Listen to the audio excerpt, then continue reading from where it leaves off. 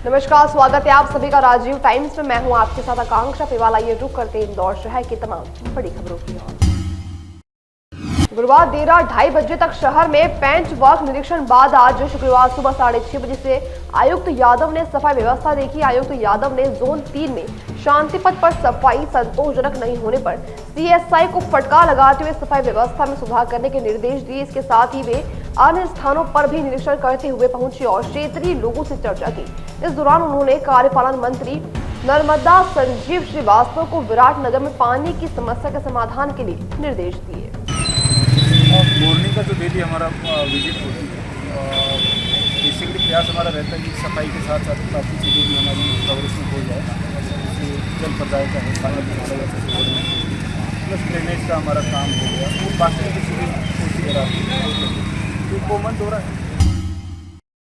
त्योहारों को लेकर ऑनलाइन धोखाधड़ी जैसे अपराध भी तेजी से बढ़ रहे हैं। ऐसे में जरूरत है सावधानी बरतने की। सावधानी नहीं बरतने पर राजेंद्र नगर थाना क्षेत्र में अनमोल नामक कंप्यूटर ऑपरेटर धोखाधड़ी का शिकार हो गए हैं। ठगोरों ने उनका मोबाइल न केवल हैक किया बल्कि उनके बैंक खाते से 1,03,000 रुपए भी ट्रांसफर कर लिए। एडिशनल डीसीपी आलोक शर्मा के मुताबिक साइबर अपराध रोकथाम के लिए तमाम तरह के जागरूकता अभियान चलाया जा रहे हैं, लेकिन उसके बावजूद भी साइबर अपराधी अपना काम दिखाई देते हैं। इस मामले में जांच की जा रही है। थाना राजेंद्र नगर क्षेत्र के एक कंप्यूटर प्रोफेशनल हैं जिनके साथ में एक अलग तरह का साइबर फ्रॉड हुआ है। इसमें काफ़ी सोफिस्टिकेटेड टेक्नोलॉजी का यूज़ किया, जिसमें एक तरफ तो एक call forwarding option, unconditional call forwarding options operate करा के उनके जो सारे मैसेजेस और कॉल थे वो फ्रॉडस्टर ने अपने नंबर पर ट्रांसफ़र कराया और उसके बाद में एक लिंक भेज करके उसके उनको फ़ोन को भी हैक कर लिया, और जिसके बाद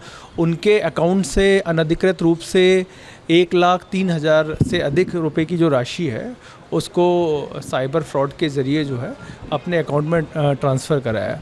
तो पुलिस ने आवेदक की कंप्लेंट पर उसकी 1930 पर ऑनलाइन कंप्लेंट जो है वो रजिस्टर करी है। साथ ही साथ में हम इस पूरे मामले को इन्वेस्टिगेट कर रहे हैं। इस संबंध में हम लोग आम जनता से ये अपील भी करना चाहते हैं कि किसी भी तरीके से कोई भी अगर सस्पिशियस लिंक या कोई भी मैसेज इस तरह का आता है, इवन कोई पिक्चर्स भी अगर अननोन नंबर से आती हैं तो उसको एकदम से न खोलें। उसमें कुछ हिडन मैसेज हो सकता है, कोई हिडन लिंक छुपी हो सकती है जिससे कि आपका सेंसिटिव डेटा चोरी हो सकता है, जिससे कि आपके साथ साइबर फ्रॉड हो सकता है। साथ ही साथ में अपने मोबाइल नंबर आपके अगर अपने मोबाइल नंबर से भी अगर कोई स्पेसिफिक नंबर या कोई कोड ऑपरेट करने के लिए कहे तो वो नहीं करना चाहिए, क्योंकि वो भी कॉल फॉरवर्डिंग के थ्रू जो है वो आपके मैसेज और आपके कॉल्स को अपने नंबर पर ट्रांसफ़र करा सकता है, जिससे कि सारे OTPs भी वो चुरा सकता है।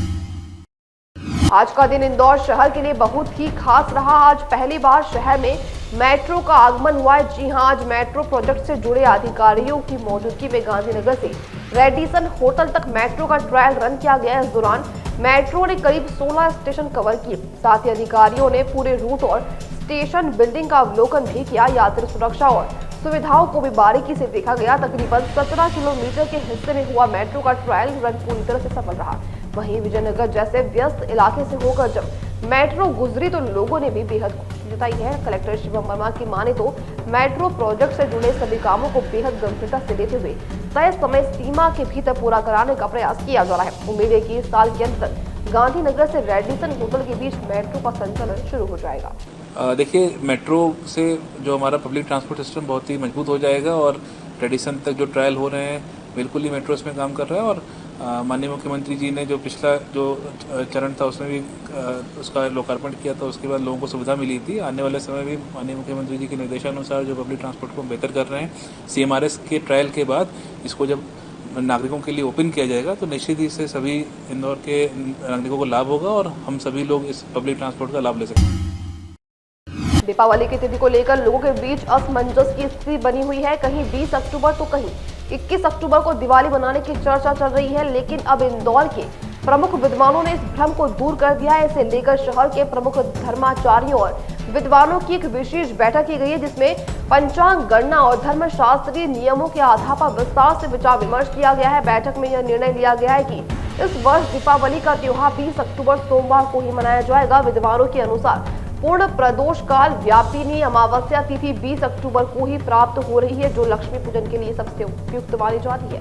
ऐसे में परिषद ने सर्वसम्मति से 20 अक्टूबर को दिवाली मनाने का निर्णय लिया है और लोगों से भी अनुरोध किया है कि वे इसी दिन परंपरा अनुसार लक्ष्मी पूजन करें। एक पंचांग दृश्य पद्धति के आधार पर सूक्ष्म गणित के अनुसार बनाया जाता है और दूसरा जो पंचांग है उसमें हम सूर्य सिद्धांत के आधार पर पंचांगों की रचना करते हैं।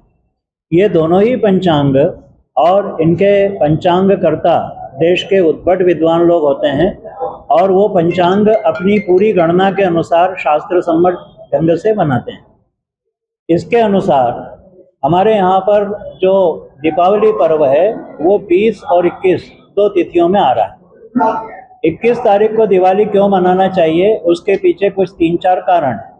पहला कारण ये है कि 21 तारीख को जब हम दीपावली मनाएंगे तो उसमें साकल्य पादिता तिथि अर्थात 3.5 प्रहर तक यदि कोई तिथि व्याप्त होती है तो उसे पूरे समय पर माना जाता है और इसलिए 21 तारीख के मत में विद्वानों ने निर्णय दिया है कि 21 को दिवाली मनाना चाहिए। परंतु दोनों दिन की स्थिति में 20 को दिवाली ज़्यादा मनाना शास्त्र सम्मत है। उसका कारण यह है कि दोनों दिन अमावस्या तिथि चूँकि लक्ष्मी पूजन के लिए महत्वपूर्ण है और अमावस्या के साथ में रात्रिकालीन मध्य रात्रि की तिथि को भी ग्राह्य किया गया है, तो लक्ष्मी पूजन की दृष्टि से ये दोनों काल महत्वपूर्ण होने के कारण और 20 तारीख को 3:45 के बाद अमावस्या लग जाती है और पूर्ण प्रदोष काल हमें प्राप्त होगा, अर्धरात्रि भी प्राप्त होगी।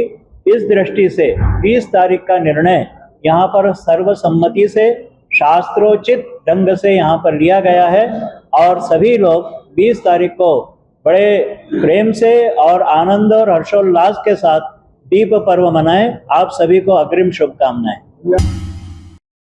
फिलहाल के लिए इंदौर बुलेटिन में इतना ही। इंदौर शहर से जुड़ी हर अपडेट सबसे पहले पाने के लिए देखते रहिए राजनीति।